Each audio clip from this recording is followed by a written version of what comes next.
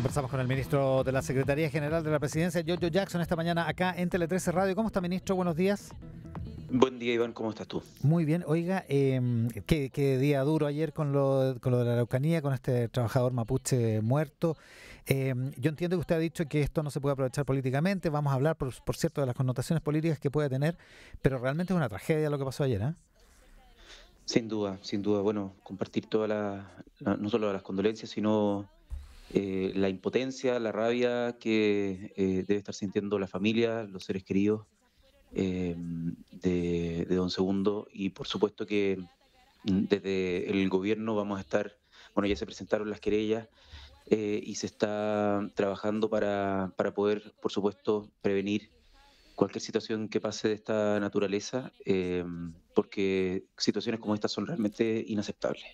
Usted decía ayer que cualquier novedad en términos del estado de excepción, del estado de emergencia, se va a canalizar a través del Ministerio de Defensa o el Ministerio del Interior, que no es parte de su cartera. Tiene sentido que se haga esa diferenciación. La pregunta es si eso está en la mesa, digamos, si al interior del gobierno se conversa respecto de la consecuencia que tiene el hecho de que los ataques de ayer en Quidico y el de Lumaco, que es el más grave, por esta persona muerta, ocurren en justo las zonas en que no hay Fuerzas Armadas, porque no están dentro del ámbito que el gobierno les dio para el estado de emergencia. A ver, es que en ese sentido y en ese respecto lo que yo creo que tenemos que reconocer es que el día de ayer fue un ataque como poco se había visto en el sentido de la magnitud, la dimensión, la cantidad de personas. Por supuesto está todo en investigación, eh, pero fue un hecho difícilmente predecible y que difícilmente se podría haber dispuesto en este respecto, sobre lo que me preguntas del estado de excepción, una situación distinta. Lo digo muy lamentablemente, y por lo mismo creo que hay que mejorar sobre todo los aspectos de inteligencia para poder alertar antes, y no respecto a un mejor uso de las Fuerzas Armadas en este caso. Las Fuerzas Armadas están cumpliendo y nos llegan los reportes diarios sobre el rol que están cumpliendo para preservar las rutas, que es uno de los objetivos básicamente que se tenía al momento de invocarlo. Y estas situaciones lamentables, bueno, no es primera vez que pasan, claro, en esta dimensión y con esta característica de masividad en la cantidad de personas que incurrieron en este ataque. Probablemente es bastante extraordinaria, pero es algo que lamentablemente ya ha sucedido. Si uno mira desde el 12 de octubre del 2021 hasta el 26 de marzo de este año, mientras estuvo activo el anterior estado de excepción, fallecieron 10 personas en este tipo de incidentes, ¿no? Que fueron básicamente asesinadas. Y por lo Sí, este tiene tanto, como usted dice, unas características no es distintas, que ministro. un tipo de estado de excepción lo impida. Y por eso es que cuando el día de ayer me preguntan, creo que lo primero que había que hacer era no solo enviar condolencias y actuar en materia de persecución del delito como corresponde ante un crimen tan terrible como el que ocurrió, pero creo que cuando se ocupa inmediatamente la idea, la sensación, quienes somos agentes políticos, de que de haber estado un estado de excepción catalogado distinto en un decreto, se hubiese prevenido el asesinato. Eso lamentablemente no es así. Por lo tanto, desde ese punto de vista es que yo mencioné que no me gustaba que lo ocupáramos políticamente, porque el contrafactual, sobre todo para la gente que hoy día está sufriendo en la zona, que está con que la familia deben, claro, elevarle la expectativa de que si hubiese sido un decreto distinto en materia de estado de excepción, hoy día don Segundo Catriel estaría vivo. Eso lamentablemente no sería así. No, de acuerdo, usted tiene un punto, además tiene un punto con las cifras en términos de que esos asesinatos ocurrieron en ese periodo. El punto es que este ataque tiene una entidad totalmente distinta y claro, habría que tener militares en todas las zonas y en todos los kilómetros de la Araucanía, lo cual es absolutamente imposible. Y la pregunta es si ¿no siente el gobierno que los grupos radicalizados le subieron la apuesta haciendo ataques cada vez más audaces, más masivos, más criminales como el de ayer, que es mucho más criminal que lo que había ocurrido antes, incluso a pesar del resultado de muerte que es similar? Sí. Y y el gobierno si no va a responder subiendo también la apuesta, digamos, fortificando o fortaleciendo, por ejemplo, el rol de las Fuerzas Armadas, en términos de señales, lo digo. O sea, sin duda se va a fortalecer en ese sentido los resguardos. Se van a agudizar las persecuciones y se van a intensificar los trabajos de inteligencia y de prevención con el monitoreo de los drones y con patrullajes y un montón de acciones que desde el Ministerio del Interior se están pensando. Lo que, simplemente yo quisiera aportar al debate para que tratemos de generar medidas que sean efectivas y no efectistas.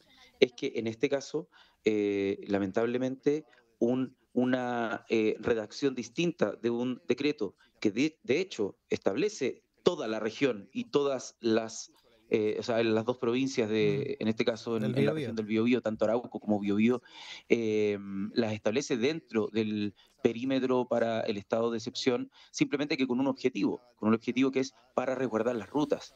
Y por lo tanto, ese objetivo hoy día lo estamos monitoreando todos los días y por lo tanto eso ha permitido que las policías puedan desplegarse también en los interiores, que antes estaba siendo un poco más difícil y por lo tanto estamos tratando de hacer como el trabajo que permita optimizar la capacidad de reacción, de defensa, de prevención y persecución de aquellos crímenes, delitos tan brutales como los que estamos viendo, que incluso desde las organizaciones que históricamente han generado como tomas de terreno para la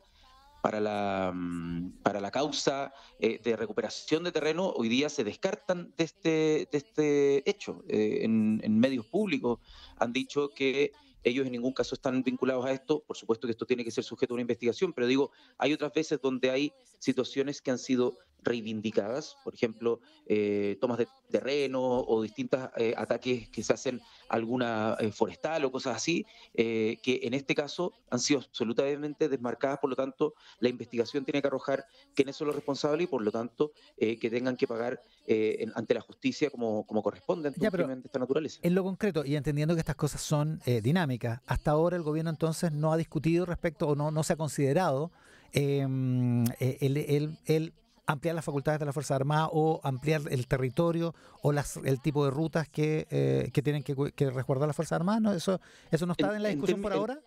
en términos operativos, hoy día los jefes de zona tienen la facultad para modificar operativamente dentro de lo que está en el decreto y ahí tienen cierto rango de flexibilidad.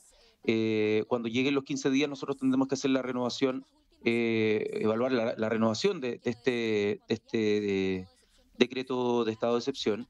Y por lo tanto, cuando llegue ese momento, me imagino que habrán más novedades al respecto. Esto es bien complejo, ministro, además porque en rigor, eh, a lo mejor yo soy ignorante o no lo entiendo bien, pero da la impresión de que eh, el gobierno no tiene un plan. Aquí hay una paradoja tremenda. La ministra del Interior dijo, yo no queremos ser el gobierno en el que un militar mate a un comunero, y mire lo que terminó pasando. Po. O sea, pasó al revés. Po. Pasó que un terrorista terminó matando a un comunero.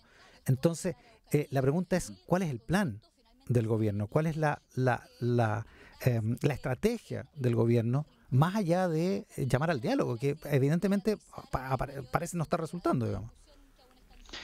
O sea, evidentemente no son caminos paralelos. Yo no creo que haya que negar una estrategia de solución de largo plazo, en la que sí estamos comprometidos, ni negar una solución que tenga que ver con el plan Buen Vivir, que tiene que ver con las condiciones materiales de vida y con las posibilidades de desarrollo que tienen todas las comunidades en la zona. ¿Ya?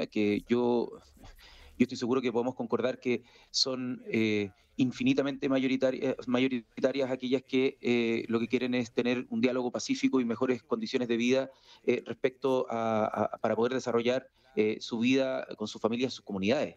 Lo que estamos hoy día en paralelo teniendo que ver y claro, y agudizando las herramientas que podemos tener, poniéndolas de manera a disposición de resolver el tema de seguridad. Y ahí es cierto que es un problema que ningún gobierno hasta ahora ha logrado resolver. Nosotros estamos aplicando todos los instrumentos que tenemos a disposición para que esto ocurra y vamos a perseverar eh, en, la, en la persecución del delito, en la prevención y por supuesto también en la aplicación de las máximas penas que se puedan pedir a partir de de las querellas que se están elaborando para este tipo de casos. Una última cosa respecto de este tema, para que hablemos de otras cosas también, ministro. Estamos con el ministro Giorgio Jackson. Eh, Tomando en consideración que la CAM, la coordinadora Arauco Mayeco, se desmarcó de este incidente de ayer en Lumaco, de este atentado de ayer en Lumaco, pero aún así, ¿no fue una mala señal no haberse querellado contra Héctor Yartul y su llamado a la resistencia armada? Es que en este caso creo que hemos tenido durante la semana pasada distintos eventos que desde el punto de vista de la opinión pública han generado bastante conmoción. Por un lado, digamos debate, por un lado las declaraciones de Héctor Yaitul, como tú lo mencionas, quien ya tiene denuncias y querellas de gobiernos pasados y que eso no ha generado un mayor cambio en el estado de la situación, por lo tanto, y que están vigentes. Y por otro lado, las declaraciones también de un almirante en retiro, que también hace referencia supuestamente a esto del enemigo interno, justo a pocos días antes o el día antes de las glorias navales. Y en general son declaraciones, no delitos consumados. Y nosotros como gobierno, tal como lo dijo el presidente, vamos a implementar con toda la fuerza la persecución de los delitos consumados. Sin embargo, creemos que hay una línea bastante difícil de trazar, te lo reconozco, cuando se trata de perseguir aquellas declaraciones que puedan dar paso a complicar o complejizar más aún la situación que se busca resolver de fondo. O cuando son Entonces, eso es declaraciones, algo que no, o cuando son tú tienes ministros. razón en el sentido de que ha generado dificultad de trazar una línea de cuando las declaraciones que son básicamente de palabras, sin que tú tengas un sustento de una acción concreta asignada a una persona, por lo tanto, para perseguir penalmente la responsabilidad y superar la prueba, la duda razonable de que se cometa un delito, eso por supuesto que es difícil de tomar como decisión. Ministro, lo cambio de tema, hablemos un poco de la convención y esta famosa idea de los decretos con fuerza de ley o decretos con fuerza de ley adecuatorios. Da la impresión de que no va a flotar eso en términos de posibilidad para una norma transitoria, pero también da la impresión de que algunos convencionales se pasaron de rosca con la proposición que usted recoge de la proposición original del Contralor. Y hay indicaciones, hay una indicación ya presentada en términos de permitir que por decreto de fuerza de ley, y si no hay en unas determinadas condiciones, se pueda legislar sobre pensiones, sobre salud y sobre otras cosas que me da la impresión no estaban en el espíritu original. ¿Usted ve como viable todavía la idea de los DFL?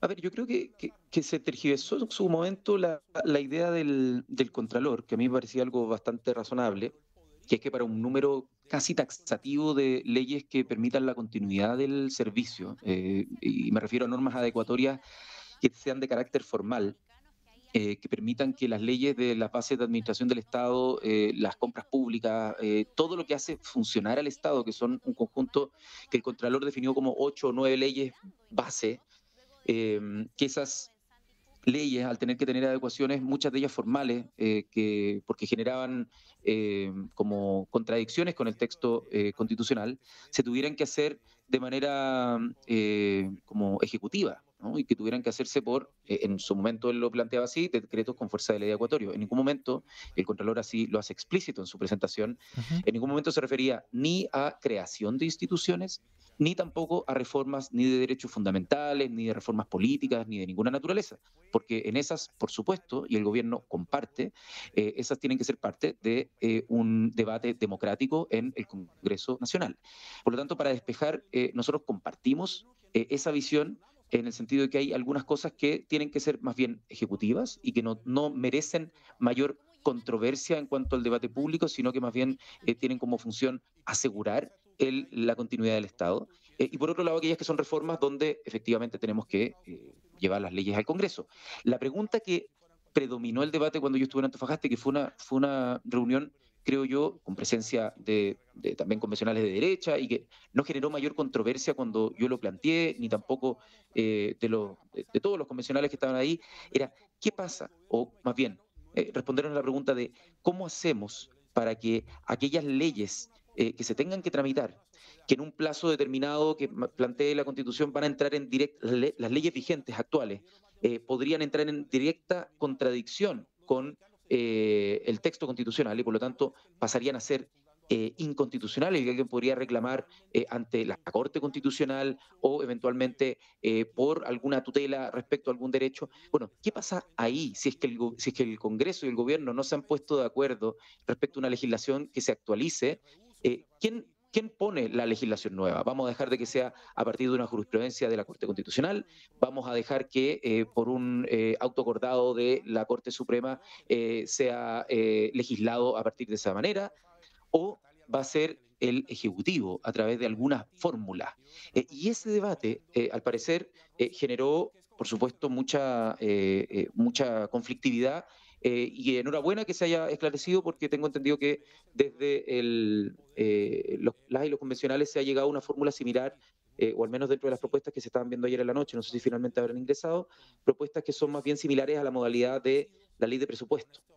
En algunos temas, ¿no? Que aquellos temas que entren en abierta contradicción con el texto constitucional, en las leyes que se refieren a esas materias, opera un mecanismo similar al de la ley de presupuesto con plazos mucho más largos, por supuesto. Para una vía de solución, digamos, al asunto. Oiga, y respecto de este otro tema que se discutía también ayer, vamos a ver bien hoy día en la mañana cómo quedó esto, esta idea de ponerle un candado al actual Congreso para que no pueda reformar la Constitución a menos que tenga 2/3. O sea, en el fondo lo que tengo entendido que quedó en última instancia es que como no existe mecanismo desde la mayoría hasta los 2/3, que en la Constitución nueva lo que se establece es que aquellas cosas que se reformen que no alcancen a los 2/3 tendrían que irse a plebiscito. Como todavía no vamos a tener un mecanismo legislado para activar esos plebiscitos, esos referéndum, lo que tengo entendido es que se dijo, ok, entonces no opera lo del plebiscito, porque no tenemos mecanismo que regule en los plebiscitos constitucionales y podrían citarse, no sé, si todos los meses hubiese una reforma constitucional que no alcanzara los 2/3, tendría que estar citándose a plebiscitos de manera continua. Ajá, claro. Lo que tengo entendido es que hay una proposición que diga, bueno, como no opera eso, hasta el próximo Congreso, el quórum de reforma solo va a ser 2/3 y no esta posibilidad que existía desde la mayoría hasta los 2/3, que era invocar plebiscito. Tengo entendido que ese es el texto que se estaba trabajando. No sé si es que será la misma norma a la que se habrá puesto, pero básicamente es el mismo quórum con el que terminaría como después del plebiscito para reformar ya sea la Constitución nueva o la Constitución que tenemos vigente actualmente. Es el mismo quórum. Y lo último, a propósito de eso mismo, a partir de su respuesta a la Comisión Mixta de Infraestructura Crítica, se entiende que el gobierno como que da por trabajo perdido seguir reformando esta Constitución tomando en consideración el plebiscito, y lo mismo pasa con el famoso proyecto de inexpropiabilidad de fondos que el gobierno comprometió con la derecha. Esas reformas se van a seguir van a seguir su curso, van a seguir su trámite con impulso, con decisión por parte del gobierno, o el gobierno las va a dejar morir nomás. A ver, respecto a la primera que mencionas del estado, o sea, como del estado de alerta la infraestructura crítica, el gobierno optó por el estado de excepción. Por lo tanto, lo que dijimos en ese momento fue que sin perjuicio que pueda haber un consenso político que no se ha alcanzado en décadas respecto a esta nueva modalidad, la única observación que yo hice fue más bien práctica. Lo que dije es que si es que se va a llegar a un consenso en torno a esta materia, sería bueno que cualquier resultado constitucional que tengamos después del 4 de septiembre recoja este consenso y no sea que una de las opciones lo borre y la otra lo mantenga. Esa fue mi única observación más bien táctica, digamos, para que ese trabajo que durante décadas no se ha alcanzado un consenso, en el caso de, o sea, en el fondo se pudiera adherir ese consenso a cualquiera de los dos textos sobre los cuales tengamos resultado el 5 de septiembre. Y sobre el otro punto específico, nosotros seguimos con una urgencia activa en ese proyecto. Sigue con urgencia, se ha discutido varias veces en la Comisión de Constitución. Probablemente a medida que nos vayamos acercando a el evento del plebiscito y que tengamos el texto final, por supuesto será en este caso el Congreso el que defina si es que también lo legisla antes de la fecha plebiscitaria o lo mismo, como si es que se alcanza un consenso, que este sea ingresado después, independiente de cuál de los dos textos sea al cual se va a adherir. El ministro secretario general de la presidencia, Giorgio Jackson, esta mañana en Mesa Central. Ministro, muchas gracias por la gentileza. Muchas gracias, Iván, que estén bien. Buenos días. Saludos.